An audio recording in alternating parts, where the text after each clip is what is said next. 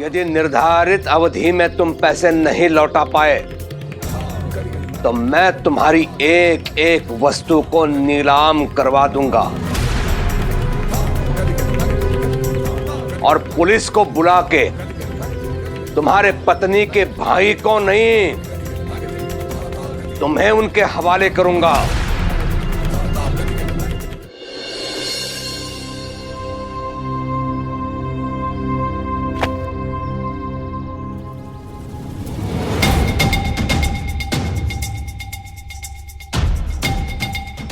ये क्या है?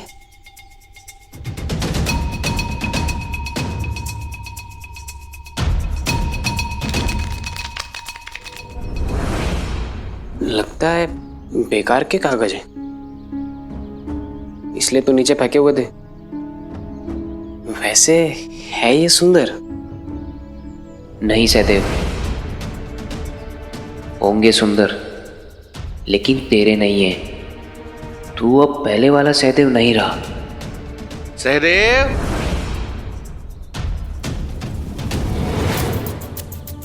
क्या कर रहे हो अंदर? और क्या चल रहा है यहाँ? जी वो क्या वो मैं हाँ? तुम्हें जो हिसाब किताब का काम दिया था वो पूरा हो गया? जी मुनीम जी, वही खाता बही का हिसाब रखने आया था। तो रख दिया ना? हाँ जी। तो यहाँ खड़े क्यों हो? चलो, जो काम बाकी है उसे पूरा करके घर चले जाना। जी।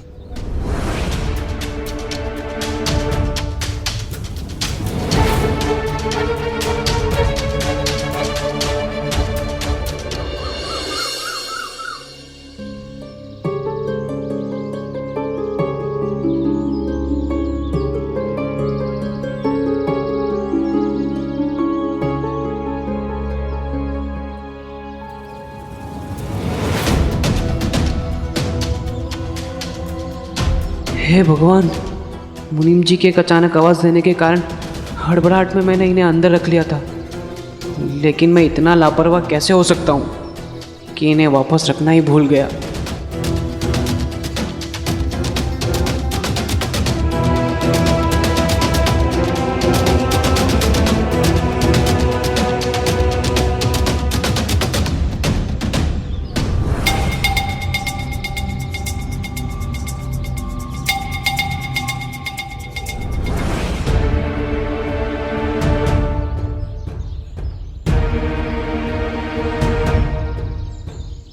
सहदेव, जी सर। क्या तुम ये मटका द्वारका माई पहुंचाने में मेरी मदद करोगे?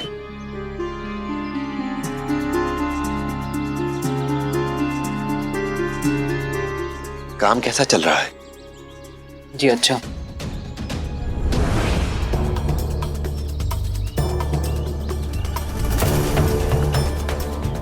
मैंने जो रंगीन कागज उठाए थे उनके बारे में साईं को बता दूं या ना बताऊं? बता दिया तो कहीं उन्हें ये ना लगे कि मैं फिर से चोरी करने लगा हूं। लेकिन सबसे बड़ी बात तो ये है कि साईं को सब पता होता है। अगर मैंने कुछ गलत किया होता तो वो मुझसे सवाल ज़रूर पूछते हैं। मैं बेवजह ही परेशान हो रहा हूँ। कल कुलकर्णी सरकार के वाड़े जाऊँगा तो इन रंगीन कागज़ों को वापस रख दूँगा।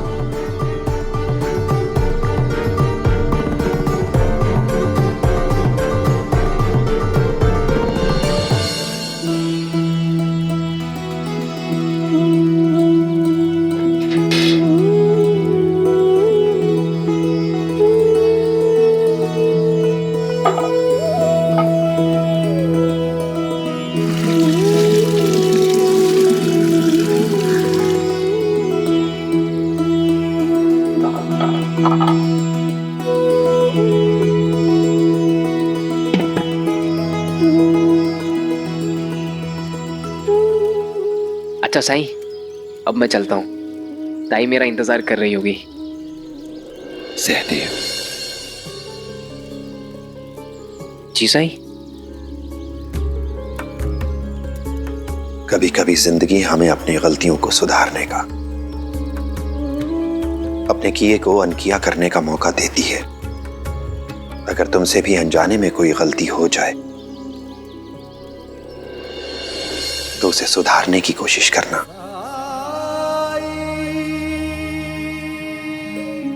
जी साईं।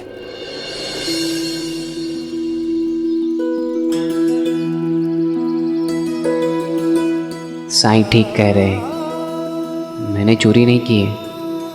मैं अपनी इस गलती को कल ज़रूर सुधार दूंगा।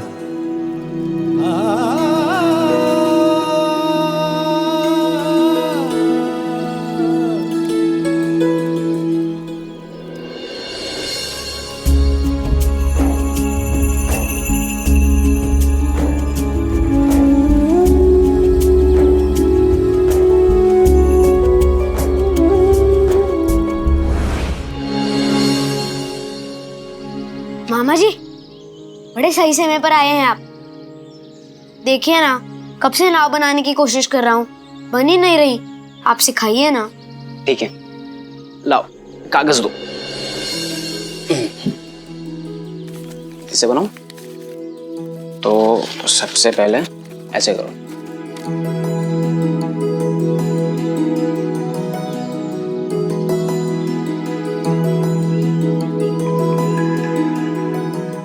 अब इसे ऐसे खोलो और ये बन गई तुम्हारी नाव। अब तुम भी खोलो। ये हुई ना बात। अभी जाके अपने दोस्तों को सिखाता हूँ। मैं जरा हाथ मुंह धो लेता हूँ।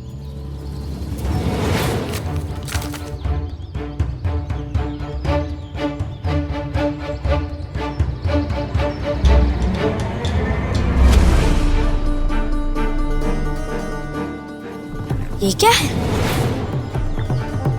ये कागज इतने सुंदर है, इनसे नाव कितनी सुंदर बनेगी।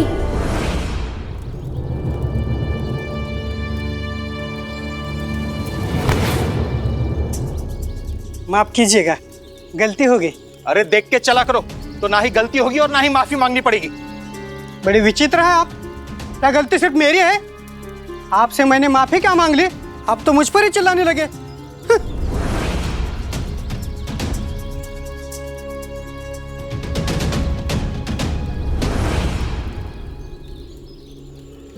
साईं, मुझे मदद चाहिए। सुना है आप लोगों की किस्मत बदलते हैं। कुछ ऐसा कीजिए कि मेरे आसपास के लोग मेरी तारीफ करें।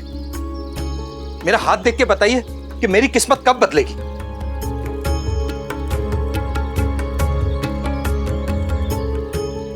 बैठिए और बताइए अपनी समस्या के बारे में।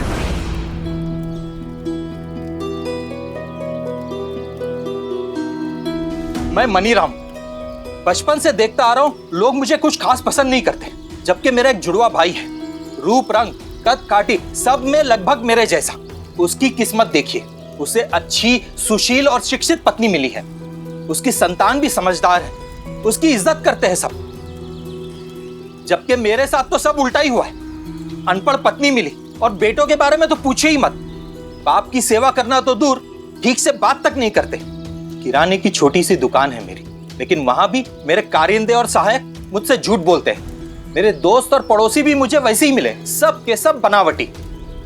साईं, मेरे आसपास ऐसे लोग क्यों नहीं है जो मेरी प्रशंसा करे, मुझे पसंद करे? आप मुझसे चाहते क्या है? क्या मदद करूं मैं आपकी? अरे अभी तो बताया मैंने कि मैं अपनी किस्मत बदलना चाहता हूं। साईं, कुछ ऐसा कीजिए कि मेरे तरफ सिर्फ अच्छे लोग ही आकर्षित हो, जो मेरा सम्मान करे, मुझे पसंद करे और मेरी प्रशंसा करे। क्या ऐसा मुमकिन नहीं है? बिल्कुल है, बल्कि आसान है। पर इसके लिए आपको मुझे एक आईना लाकर देना होगा। आईना? पर उससे क्या होगा?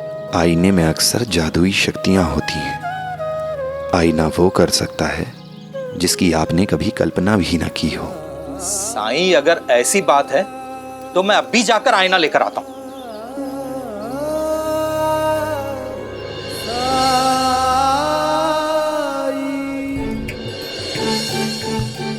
ये देखो, मेरे मामा जी ने मुझे सिखाया। काश किसी दिन मेरे मामा भी मुझे कुछ काम की चीज सिखा दे। चाहो तो तुम लोग भी बना सकते हो। मैं तुम सबके लिए ढेर सारे कागज लेके आया हूँ। ये देखो। अरे वाह, ये तो बहुत सुंदर है। अब हमारे पास खूब सारे कागज है, हम लोग भी नाव बनाते हैं। हाँ चलो चलो, ये लो। रुको रुको रुको, क्यों ना हम नाव बनाने की प्रतियोगिता रखें? जो सबसे ज्यादा नाव बनाएगा वो विजेता होगा। और अगले 1 साल तक क्या खेलना है, कहाँ घूमना फिरना है, वही तय करेगा। हाँ हाँ चलो बनाते हैं।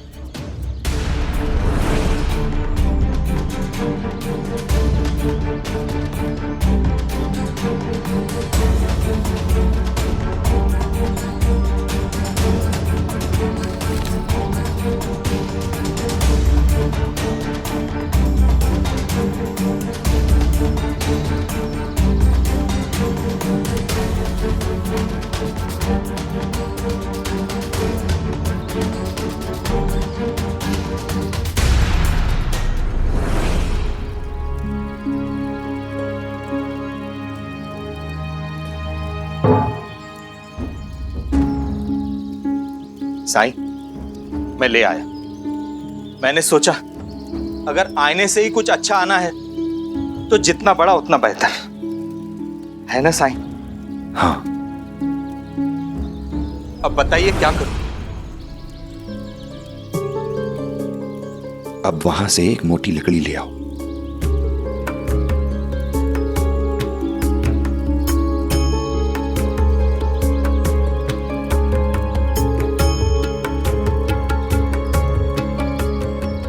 ले आया लकड़ी।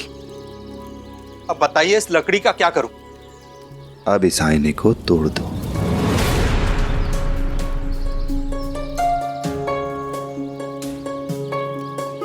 क्या आप चाहते हैं मैं ये शीशा तोड़ दूं? साईं, बड़े दूर से लाया हूं, बहुत भारी है और पता है आपको कितने पैसे खर्च किए, और आप चाहते हैं कि मैं इसे तोड़ दूं? आप चाहें तो आईने को सुरक्षित रख सकते हैं, पर मुझे लगा था कि आप भाग्य बदलना चाहते हैं। ठीक है साईं, अगर ऐसा करने से मेरी किस्मत बदलती है तो मैं ये आईना तोड़ता हूं।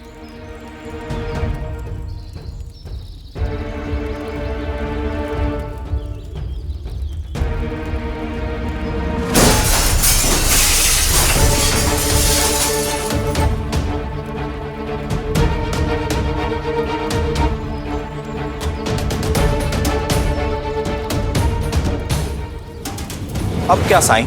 अब जोर जोर से तालियां बजाइए।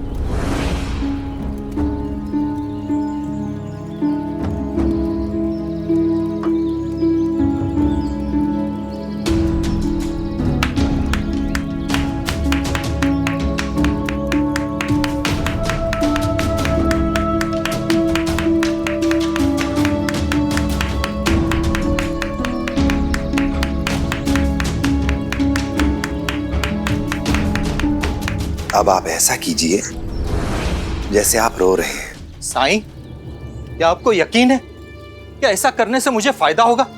बिल्कुल होगा।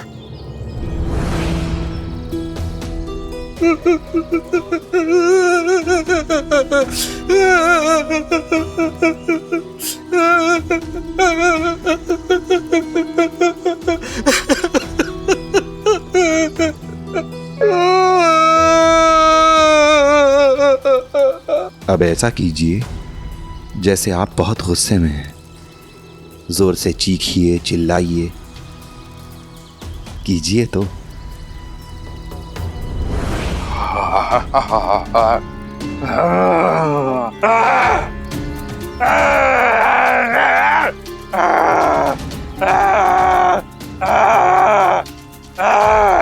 अब हंसिए, जोर जोर से हंसिए, दिल खोल कर हंसिए। कहाँ फंस गया मैं?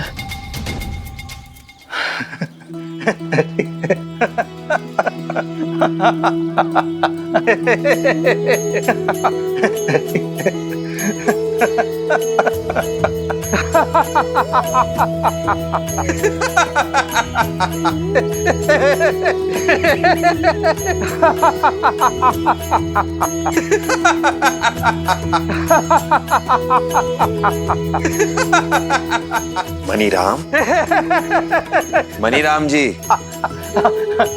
साईं, मैं तो सच में हंसने लगा। जब तुम हंस रहे थे तो तुम कितने अच्छे, कितने खुश दिख रहे थे। हाँ साईं, हंसते हुए कौन खुश नहीं दिखेगा। जानते हैं, आप खुश इसलिए थे क्योंकि आपने हंसते हुए चेहरों को देखा। मतलब हंसते हुए चेहरों को देखकर आपको भी खुशी हुई। दूसरों के साथ जब हम कोई व्यवहार करते हैं तो बिल्कुल ऐसा ही होता है। हम बदले में वही पाते हैं जो हम देते हैं। जब आप पहली बार यहां आए थे तो रास्ते में एक इंसान से टकरा गए थे। जब तक आपकी उससे बात नहीं हुई तब तक वो आपके लिए अच्छा था और आप उसके लिए। लेकिन जैसे ही आपकी बात हुई वो चिढ़ गया और चला गया।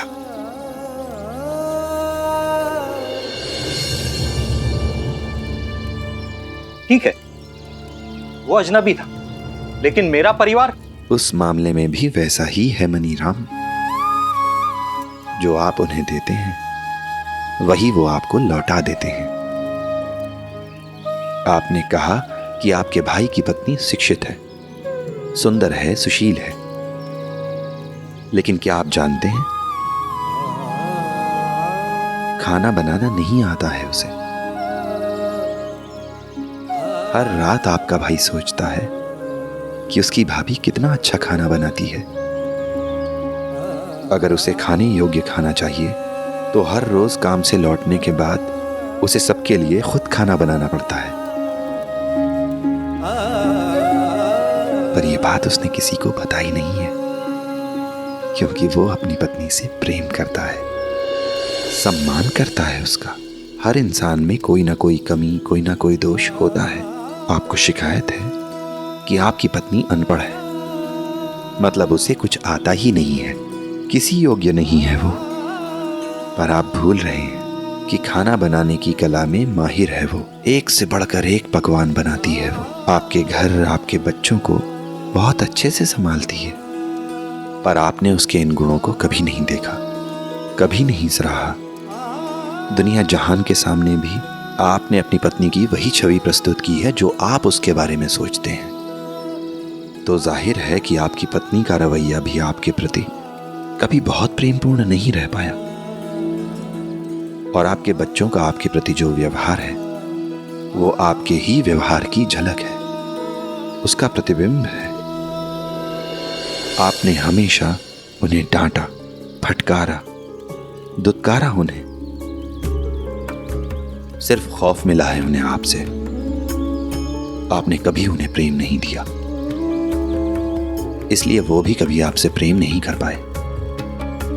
अब जबकि वो बड़े हो गए हैं तो आप ये उम्मीद छोड़ दीजिए कि अचानक वो आपका सम्मान करने लगेंगे, क्योंकि आप जो देते हैं वही आपको वापस मिलता है। और यही सृष्टि का नियम है।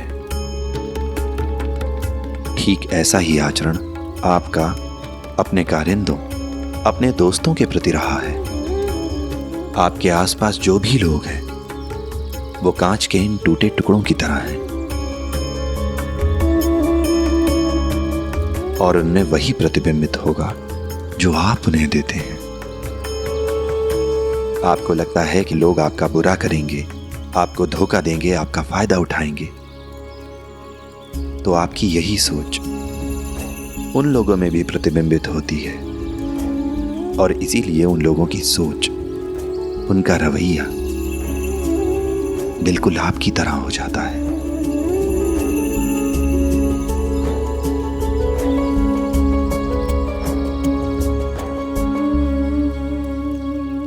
मतलब सारी गलती मेरी।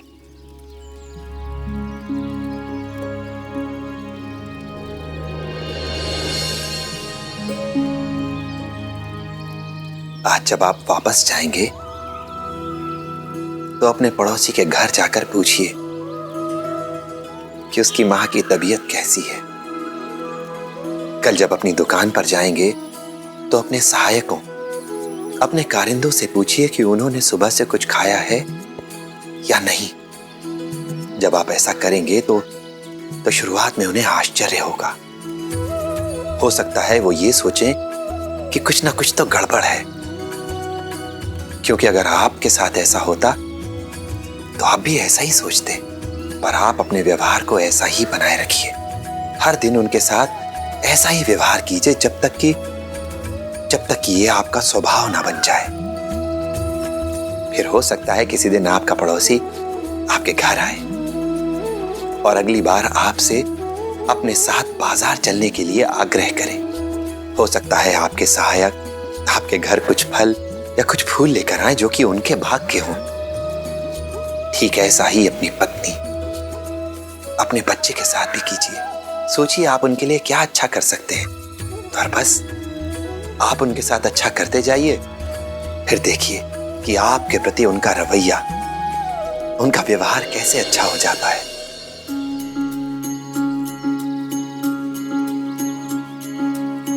जब जीवन में दुख का अंधियारा छाए, मन में सदा श्रद्धा की ज्योत जलाए, विश्वास मन का तुझको पार लगाए, भक्ति भावना श्रद्धा से जो शीश झुकाए। ओम साई ओम साई ओम साई ओम साई ओम साई ओम साई ओम साई ओम साई ओम साई ओम साई ओम साई ओम साई ओम।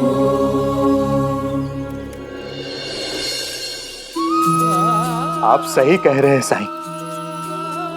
मैंने हमेशा अपने आसपास के लोगों के साथ में बुरा व्यवहार किया, कभी भी अपनी गलतियों और कमियों को नहीं देखा। अब वक्त आ गया है खुद को बदलने का।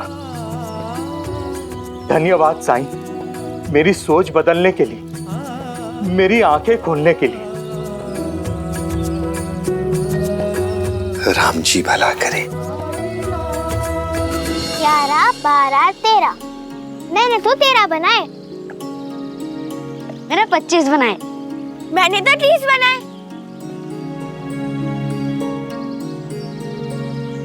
सबसे ज्यादा मेरी ही ना होगी तो मैं जीत गई। जीतेगा वही जिससे 32 बनाए, इसलिए मैं जीत गया। अरे वाह, तूने तो कमाल कर दी, इसलिए गोविंदा विजेता हुआ। हाँ हाँ ठीक है, तुम जीते। अब चलो भी और चलकर अपनी नाव को तालाब में चलाते हैं। हाँ हाँ, लेकिन मैं ये एक नाव अपने पास रखूंगा अपनी जीत के निशानी के रूप में।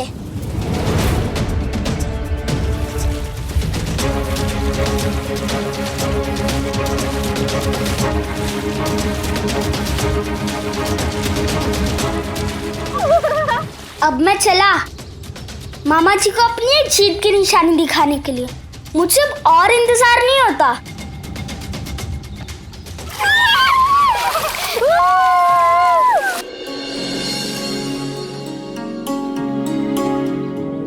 गौरी, आरतन को दूध पिला देना।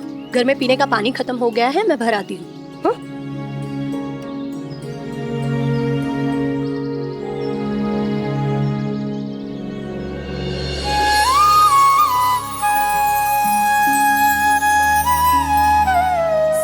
भिक्षाम दे। प्रणाम से। मैं यूं गई और यूं आई।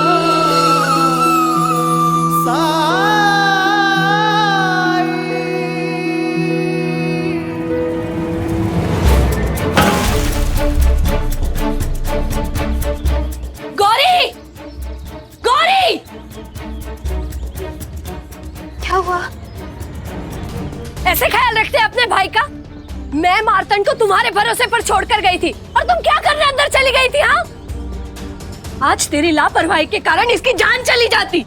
ये तो अच्छा था कि साई आ गए समय पर, वरना क्या होता? लेकिन आई, मैं तो हमेशा उसका ध्यान रखती हूँ। अच्छा, मतलब मैं झूठ बोल रही हूँ?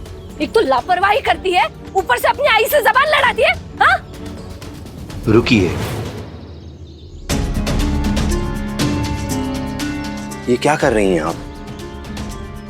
बच्चों पर हाथ नहीं उठाते हैं। इसे काम ही ऐसा किया है। साईं, आपने तो देखा ना अभी क्या होने वाला था। और कई दिनों से देख रही हूँ मैं इसके लक्षण। किसी काम में इसका ध्यान नहीं है, पता नहीं कहाँ खोई रहती है ये। एक काम तो तुझसे ठीक से होता नहीं। आज मार्तंड को संभालने की जिम्मेदारी थी, वो भी काम तुझसे नहीं हुआ ठीक से।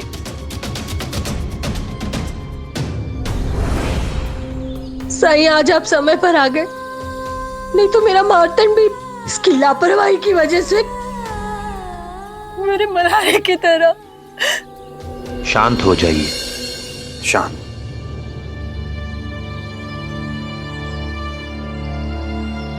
गौरी ने कोई गलती नहीं की है। वो मार्तंड को बिस्तर पर ठीक से लिटाकर गई थी और उसे अंदाजा भी नहीं था कि ऐसा कुछ कर सकता है। फिर ये तो ऐसी गलती है जो किसी से भी हो सकती है, आपसे भी।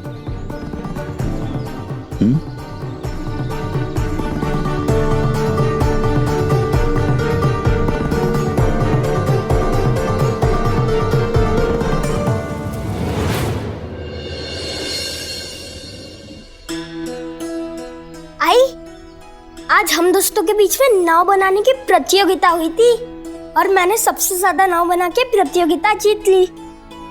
देखिए, सुंदर नाव बनाई है ना मैंने। नाव है? अरे वाह, ये तो बहुत सुंदर है। बहुत अच्छे। पता है, और मैंने 32 नाव बनाई है।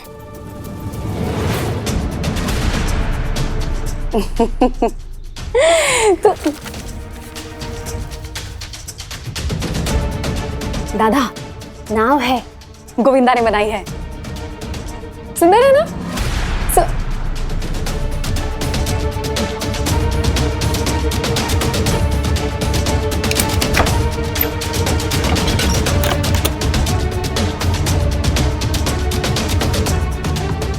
एक, दो, तीन, चार, पाँच, छह। एक गड्डी गायब है। आई, हम लोग ने वहाँ पे इतना मजाक किया, इतना मजाक किया। गोविंदा! दादा, और पैसे कहाँ हैं? पैसे? पैसे? हाँ। कैसे पैसे? मैंने तो कोई पैसे नहीं लिए मामा जी। बता, ये पैसे तुम्हें कहाँ से मिले? ये तो मुझे उद्धव ने दिए थे। उद्धव? कौन उद्धव? वो अध्यापक जी का बेटा। झूठ मत बोल गोविंदा। उस 2 कौड़ी के अध्यापक के पास ये पैसे कहाँ से आएंगे? तिजोरी में एक गड्डी कम है, तुमने ही चुराया है उसे। क्या मामा जी, आपको मेरे ऊपर विश्वास नहीं हो रहा? मैं सच कह रहा हूँ, मुझे उद्धव ने दिए थे और उद्धव को उसके सहदेव मामा ने। सहदेव पिता का जी, गजानन आपटे। गजानन आपटे, इसका अर्थ ये है कि तुम शिरडी के नहीं हो। जी सरकार, मैं अपने जीजा जी के यहाँ आया हूँ। उद्धव का मामा सहदेव है, तो इसका अर्थ ये है कि माधव सहदेव का हरिओम।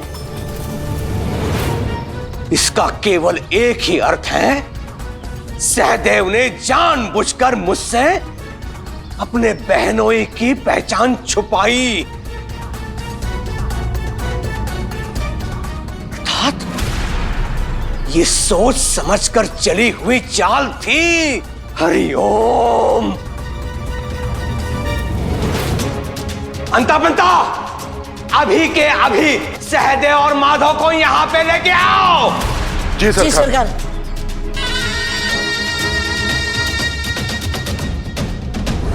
आप जैसी समझदार माँ को ये शोभा नहीं देता।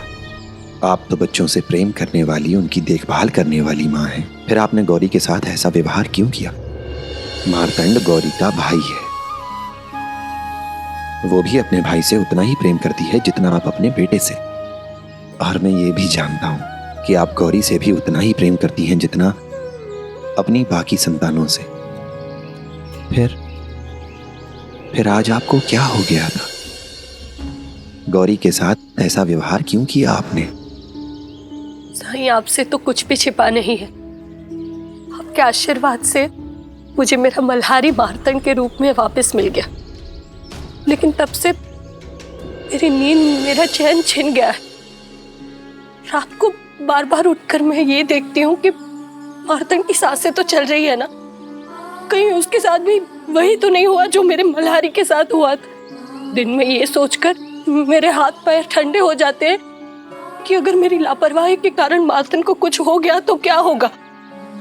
मल्हारी के साथ जो भी हुआ उसकी दोषी मैं हूँ। मैं एक लापरवाह, गैर जिम्मेदार माँ हूँ, और इसीलिए मैं गौरी से मार्तंड को संभालने की अपेक्षा रखती हूँ। ये सोचती हूँ कि हम माँ बेटे मिलकर अगर उसका ख्याल रखेंगे, उसे संभालेंगे, तो उसके साथ कभी भी कुछ भी बुरा नहीं होगा। और इसीलिए आज जब गौरी को मार्तंड के प्रति लापरवाह होते देखा तो मैं अपना आपा खो बैठी।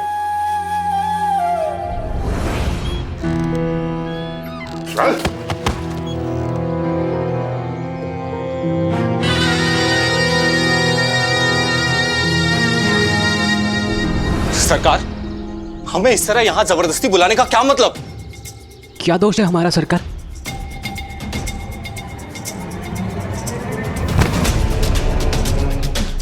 दोष? तुमने मुझसे छुपाया कि माधव तेरा जीजा है, मुझसे झूठ बोलकर नौकरी ले ली, काम शुरू करते ही चोरी भी शुरू कर दी, और मुझसे पूछता है तू दोष क्या है? सहदेव, तुमने यहां से भी कुछ चुराया है?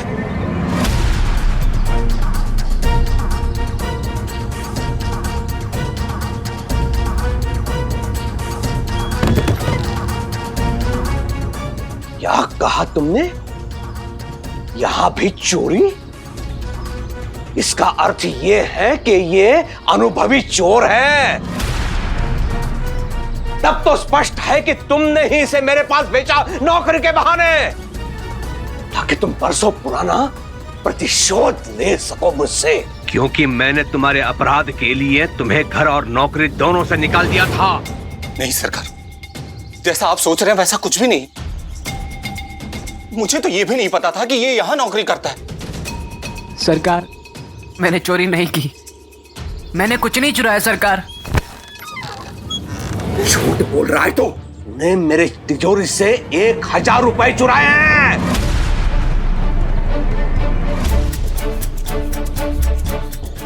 1000 रुपए? नहीं सरकार, आप ये क्या कह रहे हैं? मैंने ऐसा कुछ नहीं चुराया। मेरे पास प्रमाण है, समझा? तेरी चोरी पकड़ी गई है सदैव। ये क्या है? किसने चुराया है इसे?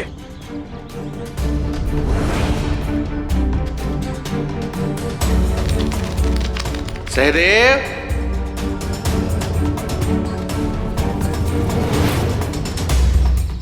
ये रंगीन कागज? रंगीन कागज नहीं है ये मुद्रा है, मुद्रा।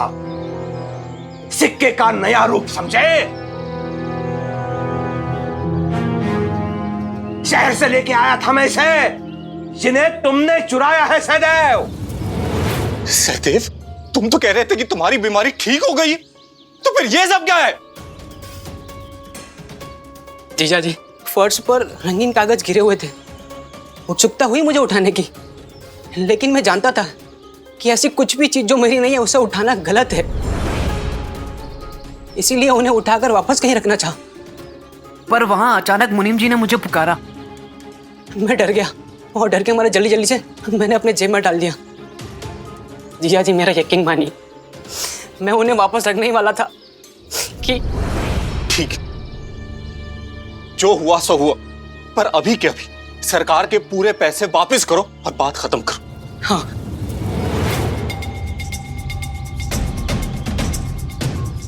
जिया जी, लगता है मैं घर भूल गया। मैं अभी लेके आता हूँ। कहाँ जा रहा है? घर घर कुछ नहीं है। तुम्हारे गंवार भांजे ने उन पैसों को गांव के बच्चों में बांट दिया और बच्चों ने नाव बनाकर तालाब में उन्हें डुबो दिया।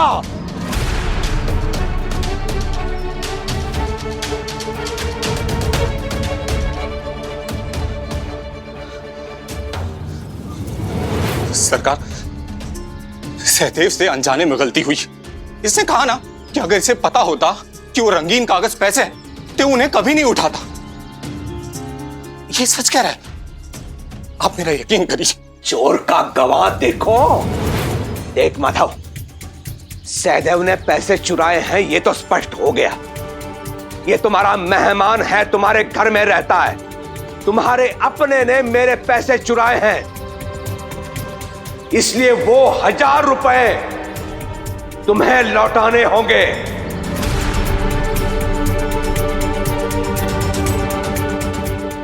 1000 रुपए? सरकार, मैं इतने पैसे कहां से लेकर आऊंगा? वो तुम्हारी समस्या है, मैं कुछ नहीं जानता। तुम्हें मेरे पैसे लौटाने हैं तो लौटाने हैं, और जो मेरे पैसे नहीं लौटाते उनके साथ मैं क्या करता हूं ये तो जानता है माधव।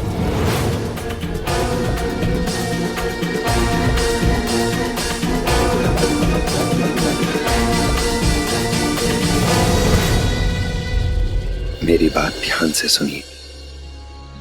आप बहुत अच्छी माँ हैं, बहुत जिम्मेदार माँ हैं, लेकिन कभी कभी माँ अपने बच्चों की रक्षा की जिम्मेदारी जरूरत से कुछ ज्यादा ही उठा लेती है। अतीत में आपने दुख झेला है, आपको चोट मिली है और उसके निशान अभी भी आपके दिलो दिमाग पर मौजूद हैं।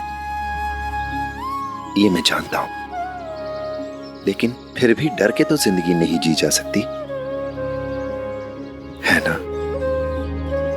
और क्या आपको एहसास है कि इसी डर की वजह से आप मातृत्व का सुख भी नहीं ले पा रही हैं? मार्तंड के साथ क्या बुरा होने वाला है इसकी चिंता छोड़ दीजिए। आप जानती हैं बच्चे बहुत जल्दी बड़े हो जाते हैं, इसलिए जो भी समय है अपने बच्चों के साथ हंसी खुशी से बिताइए।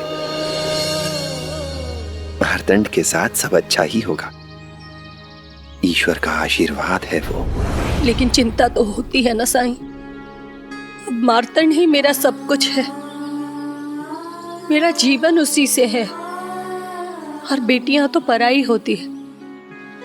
गौरी कल को अपने ससुराल चली जाएगी, लेकिन अगर मार्तंड को कुछ हो गया तो मैं कैसे जीऊंगी? बच्चों की सुरक्षा को लेकर ज्यादा चिंतित रहने से मुश्किल पैदा हो सकती है बच्चों के लिए, क्योंकि बच्चे आप पर निर्भर हो जाएंगे।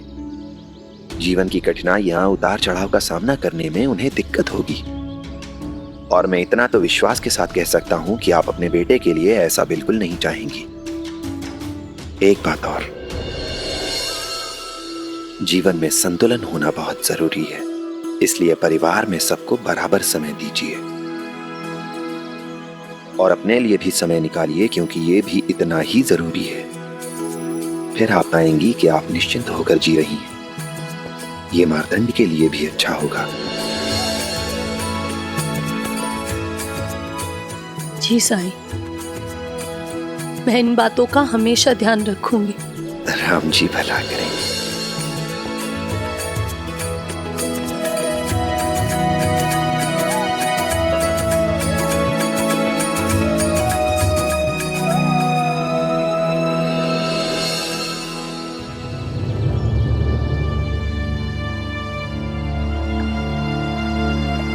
पिताजी, यही हमने सारी के सारी नाव पानी में चलाई थी।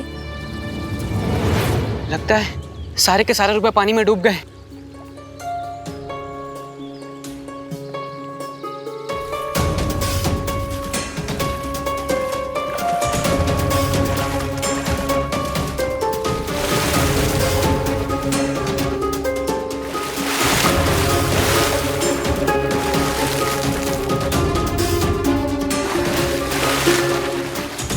बाबा, मुझे माफ कर दीजिए।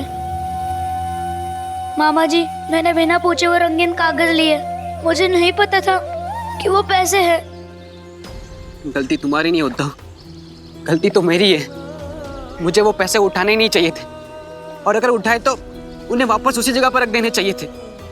जीजा जी, मुझे माफ कर दीजिए। मेरी ताई को आप कितना खुश रखते हैं, और एक मैंने आपको बहुत परेशानियां दी है। अब ये समय ये सब सोचने का नहीं है। मैं तो ये सोच रहा हूं, कुलकर्णी सरकार को इतने सारे रुपए मैं दूंगा कहां से?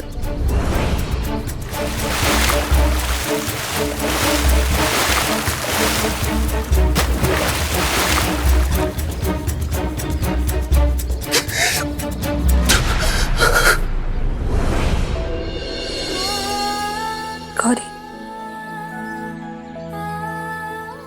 बिना कुछ सोचे समझे मैंने तुझ पर हाथ उठाया, इसलिए मुझे माफ कर दो।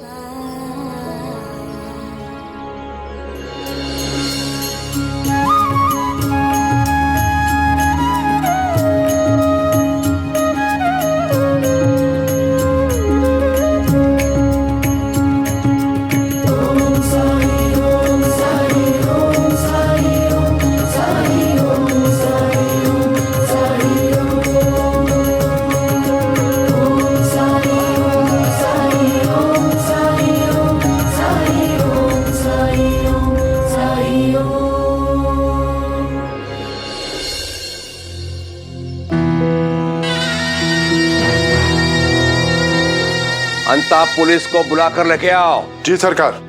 सरकार, भगवान के लिए पुलिस मत बुलाई।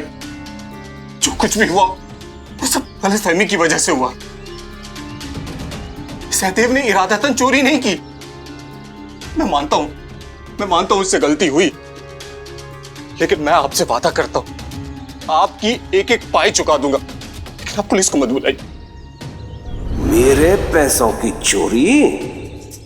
अब तो पुलिस आएगी यहां, पुलिस।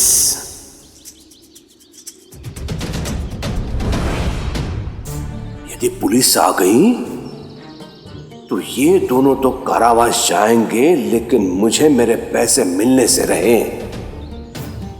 और यदि पूछताछ हुई तो मुझे भी 1000 रुपए का हिसाब देना होगा। हो सकता है कि बात बड़ी और अंग्रेज सरकार तक पहुंची। कहीं ऐसा ना हो कि मेरे लिखा बही की जांच पड़ताल हो जाए, और यदि ऐसा हुआ तो मेरा तो भांडा फूट जाएगा। मेरे द्वारा वसूले गए अत्याधिक कर, अत्याधिक ब्याज का दर, कहीं ऐसा ना हो कि लेने की देने पड़ जाए। इनकी जगह मैं ही अंदर चला जाऊंगा। नहीं, हरिओम हरिओम।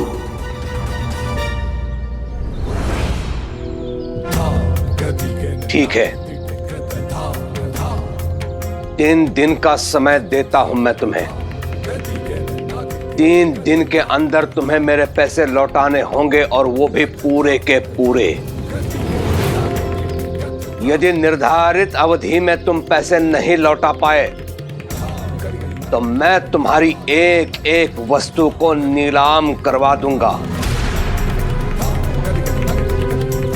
और पुलिस को बुला के तुम्हारे पत्नी के भाई को नहीं, तुम्हें उनके हवाले करूंगा। क्योंकि पैसे मेरे तिजोरी से तुम्हारे घर तक गए थे।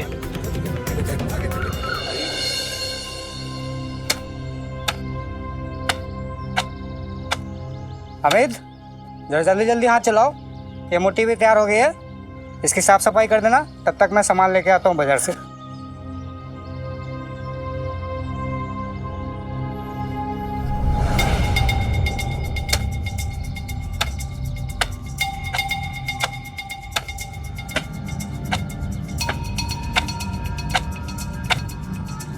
ये काम क्या शोभा देता है मुझे। हम मालिक के बेटे, लेकिन औकात नौकरों जैसी है। भिक्षाम दे। अरे हमीद बेटा, संभाल के मूर्ति साफ करना। वो देखो, परसों भी तुमने मूर्ति साफ करते करते तोड़ दी थी।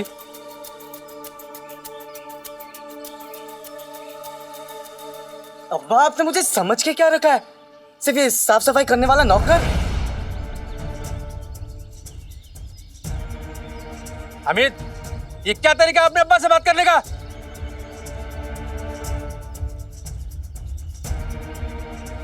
बहुत परेशान लग रहे हो अमित।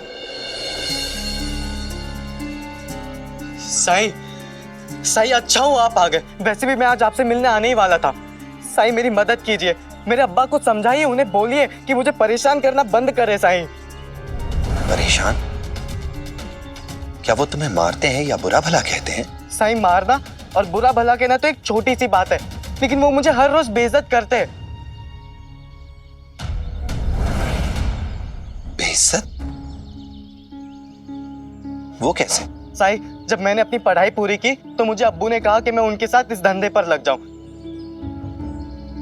अब्बू बनाते हैं मूर्तियां, अल्लाह के करम से चल रहा है हमारा धंधा और अच्छी खासी आमदनी भी आ जाती है। साई, और साई, मैंने अब्बू की बात मानी और मैं खुशी खुशी उनके साथ ये काम पर लग गया। साई, फिर मुझे समझ में आया कि अब्बू ने तो मुझे एकदम नीचे दर्जे का काम पकड़ा दिया था। हमीद, नीचे दर्जे का काम? हाँ, और नहीं तो क्या साई। अब आप ही बताइए, मैं एक लौती औलाद हूँ अपने अब्बा की, और कल जाके ये सारा धंधा मेरा होगा ना, मैं यहाँ का मालिक रहूंगा। तो आप बताइए कि एक मालिक हाथ में कपड़ा लेकर ये मूर्तियां साफ करेगा तो अच्छा लगेगा क्या साई? और मेरे अब्बू के नीचे जिंदगी भर काम करने वाले व्यक्ति का लड़का मुझसे कहता है कि ये सारी मूर्तियां साफ कर लो, जिसे आए हुए अभी सिर्फ 1 ही साल हुए, और मेरे अब्बू ने उसे मुझसे भी बड़ा ओहदा दे दिया है। तो मतलब मैं क्या जिंदगी भर उसके हुक्म को पूरा करता रहूं? साईं, इतना बेइज्जत तो मैं आज तक कभी नहीं हुआ। एक मजदूर के बेटे के नीचे काम करना क्या मुझे शोभा देता है? आप ही बताइए साईं, समझाइए ना अब्बा को। साईं, इसमें मेरी क्या गलती? मैं तो चाहता हूं कि मुझसे भी ज्यादा कामयाब हो, इसीलिए मैं इसे इस धंधे का छोटे से छोटा काम सिखाना चाहता हूं। अब्बू, लेकिन मैं वो सब तो देख देख के और सुन सुन के भी सीख जाऊंगा ना।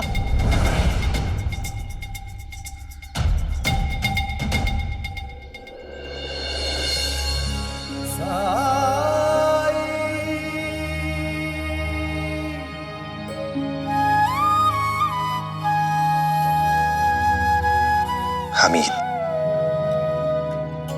जब तक सोना आग में नहीं तपता अपने अस्तित्व को प्राप्त नहीं कर पाता है वो। जब तक हीरे को तराशा ना जाए कोई मोल नहीं उसका। यहां तक कि एक ही जगह पर खड़े रहने वाले ये वृक्ष, इन्हें भी धूप, बारिश, हवा, आंधी, तूफान, सर्दी, गर्मी सबका सामना करना पड़ता है। जो इसे सह जाता है वो मजबूत हो जाता है, तरक्की करता है वो, उसका तजुर्बा बढ़ता है। और जो नहीं सह पाता उसका अस्तित्व समाप्त हो जाता है, कुछ नहीं कर पाता वो। तुम्हारे अब्बा ने तुम्हें जो काम सौंपा है वो छोटा नहीं है, बहुत बड़ा है, क्योंकि उसका मकसद बहुत बड़ा है। इसके जरिए ये तुम्हें कई तरीके से तैयार कर रहे हैं। चाहते हैं कि इस काम से जुड़े हर पहलू को ठीक ढंग से समझ लो तुम। लेकिन इस सब की क्या जरूरत है साईं? कल को मुझे यहाँ का मालिक बनना ही है, तो नौकर तो रहेगी, वो कर लेंगे ना बाकी का काम। आओ मेरे साथ, बैठो।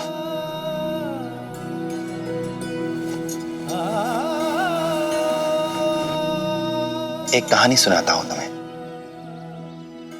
ये कहानी है पत्थर और मूर्ति की।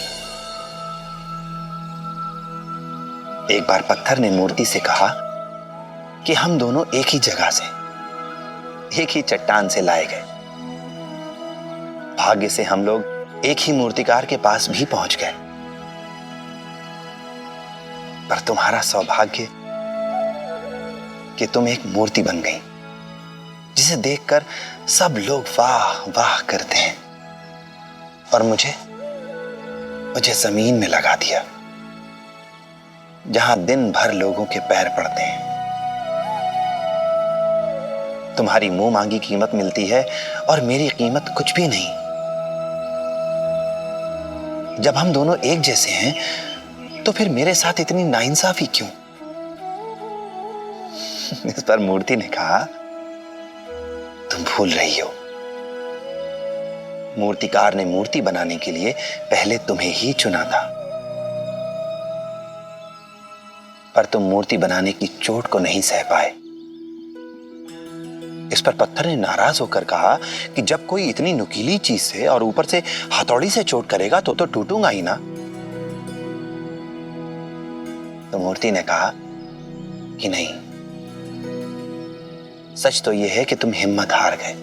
टूटने लगे तो मूर्तिकार को लगा कि तुमसे मूर्ति नहीं बनाई जा सकती, मूर्ति बनाने के लायक नहीं हो तुम, इसलिए उसने तुम्हें जमीन में लगा दिया। तुम्हारे बाद उसने मुझे चुना। मैंने सारी तकलीफें उठाई, सारे कष्ट सहे, और अंत में यह रूप पाया।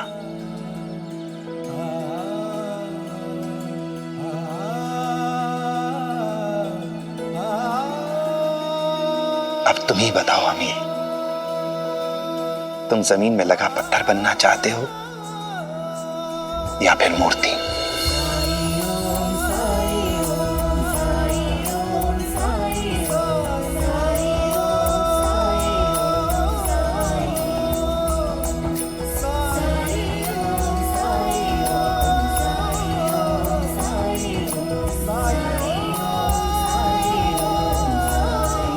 बताओ, मालिक को अगर अपने काम के हर पहलू की जानकारी ना हो, कभी भी सफल व्यापारी बन सकता है? सफल कारोबारी बन सकता है वो? नहीं। तुम्हारे अब्बा तुम्हें काम इसलिए सिखाना चाहते हैं क्योंकि इसके कई फायदे हैं। सबसे पहला, अगर काम में कभी कोई दिक्कत आएगी तो तुम समझ पाओगे कि इस दिक्कत की वजह क्या है और इसका हल, इसका समाधान कैसे किया जाए। दूसरा, तुम अपने साथ काम करने वाले हर व्यक्ति के योगदान को समझ पाओगे, उसकी अहमियत को समझोगे। तुम्हें समझ में आएगा कि वो इंसान और उसका काम तुम्हारे लिए कितना महत्वपूर्ण है, वो व्यक्ति तुम्हारे लिए कितना महत्व रखता है। तीसरा फायदा, तुम्हें यह समझ में आना चाहिए कि कोई भी काम छोटा नहीं होता, ताकि अगर कभी समय आन पड़े तो तुम काम को पूरी समझदारी से, पूरी कामयाबी से, पूरे गर्व से कर सको। मेरी बात याद रखना हमीद,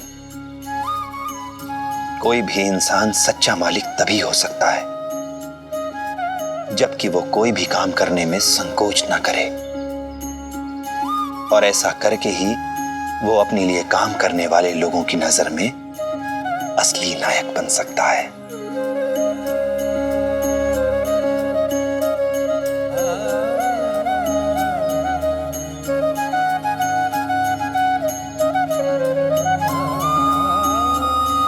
अब ये तुम पर निर्भर करता है कि तुम्हें एक सफल व्यापारी,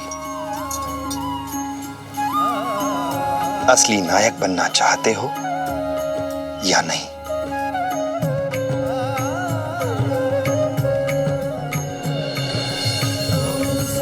साईं,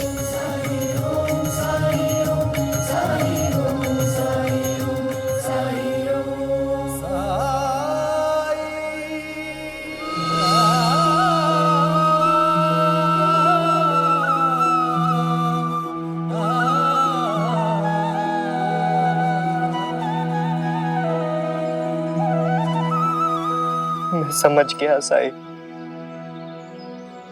मैं सब समझ गया।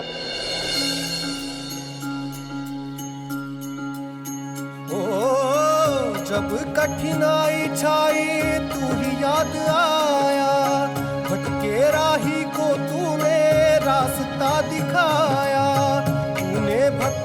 का बेड़ा पार लगाया। तेरी महिमा मेरे साईं कौन जान पाया। ओम साई ओम साई ओम साई ओम साई ओम साई ओम साई ओम साई ओम साई ओम साई ओम साई ओम साई ओम साई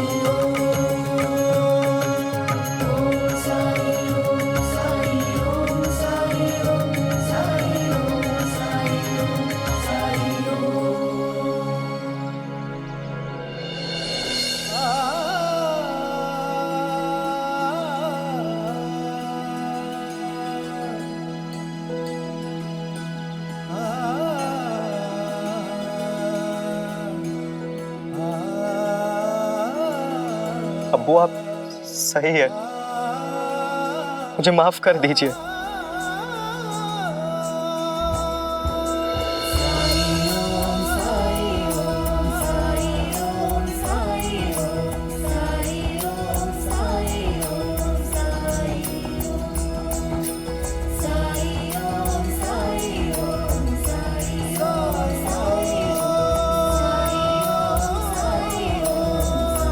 साईं, आपका बहुत बहुत शुक्रिया। मैं हमीद को जो बात गुस्से और डांट फटकार के नहीं सिखा सका, आपने उसे प्यार से सिखा दिया। आप धन्य हैं साईं, आप धन्य हैं।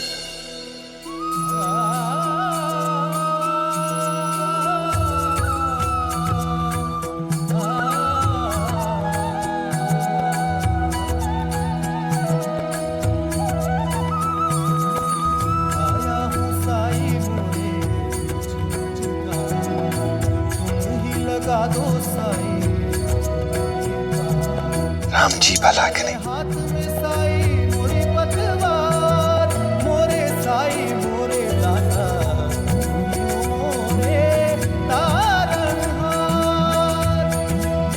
परम ज्ञान का भर दे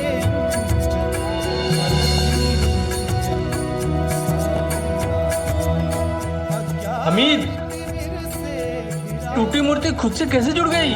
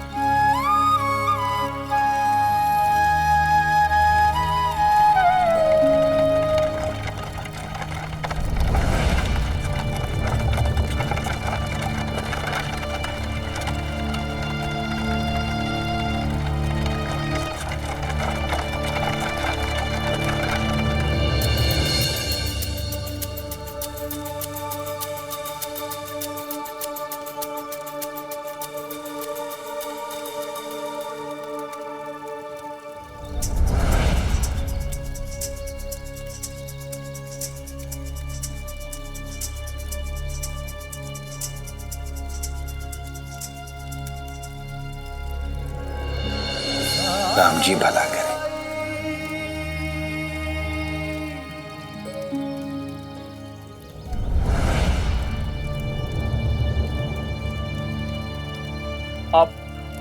आप सही है ना? जी कहिए। भगवान का शुक्र है कि आप मिल गए। बैठिए।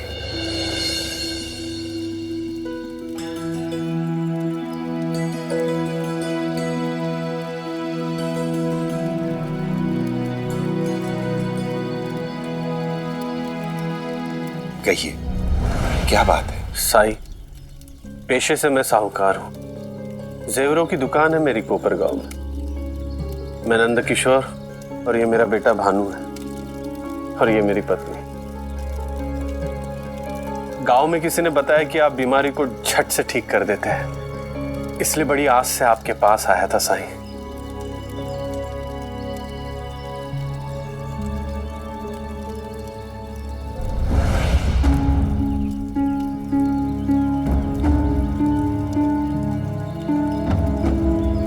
क्या भानु को आप किसी वैद्य या हकीम के पास ले गए थे? जी साईं, इलाज से थोड़ा ठीक तो हुआ था, लेकिन बुखार वापस से लौट आता है। अब तो बुखार के साथ साथ सांस लेने में भी तकलीफ होती है।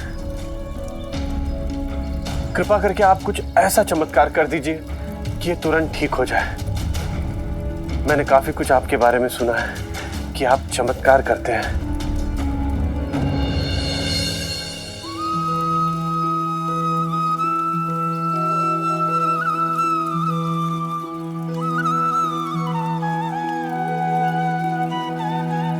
गहरी सांस लो भानु। ये जल्दी ठीक तो हो जाएगा ना? बेटे की तकलीफ देखी नहीं जाती, है ना? सच कहूं तो मेरा काम ही ऐसा है, या तो बेटे की तबीयत देखूं या फिर अपना कारोबार।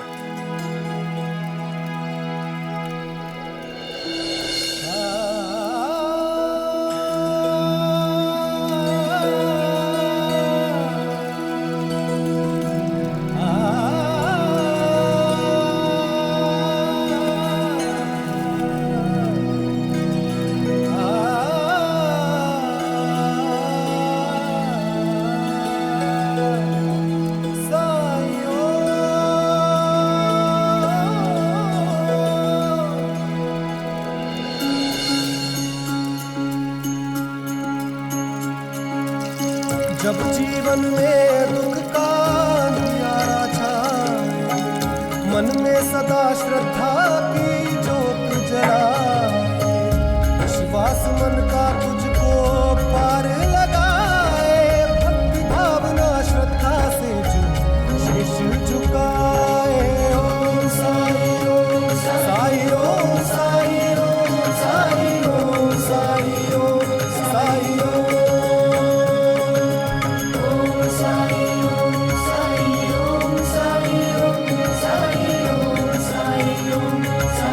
ओम। ये लो भानु, इसे पी लो।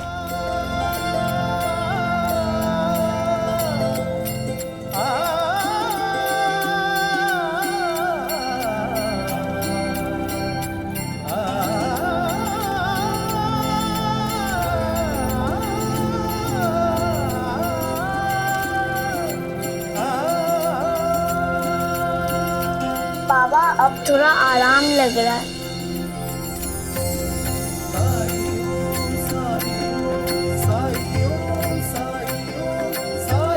बुखार तो चला जाएगा, लेकिन कल फिर से भानु को अपने साथ लेकर जरूर आइएगा। कल भी? आपने कहा ना कि बुखार चला जाता है पर फिर लौट आता है, इसलिए भानु को 2-3 दिन मुझे अपनी निगरानी में ही रखना होगा। बार बार आने जाने से बेहतर है कि आप शिरडी में ही कहीं रुक जाइए। अगर मैं 3 दिन तक यहाँ शिरडी में रहा तो कई हजार रुपयों का घाटा हो जाएगा। नहीं, मैं ऐसा नहीं होने दे सकता।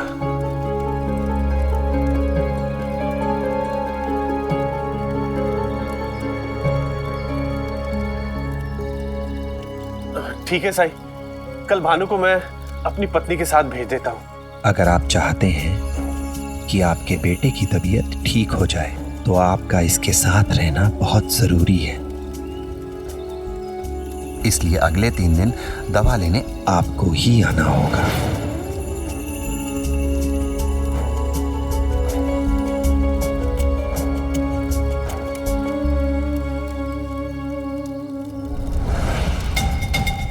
कोई समस्या है? जी साईं, आपसे एक अनुरोध है कि कल सुबह जब मैं अपने बेटे को जांच के लिए आपके पास लेके आऊं तो सबसे पहले आप इसे ही देखें, उसके बाद ही आप किसी और को समय दीजिएगा। खुला घर है द्वारका माई। न मैं किसी को मिलने का समय देता हूं और न ही मेरा कोई तय समय है। जो जैसे आए वो वैसे मदद पाए। ठीक है साईं, मैं कल सुबह सुबह ही अपने बेटे को लेकर आऊंगा। राम जी भला करें।